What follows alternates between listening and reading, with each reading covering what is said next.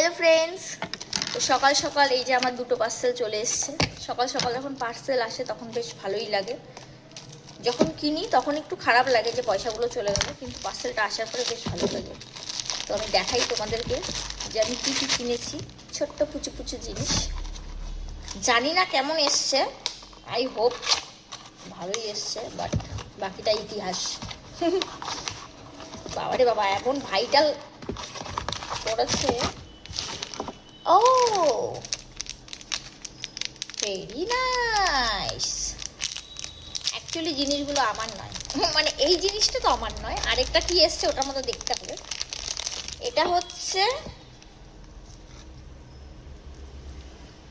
কিসের সাথে কি ঢুকে গেছে খুলতে পারছি না, এক মিনিট।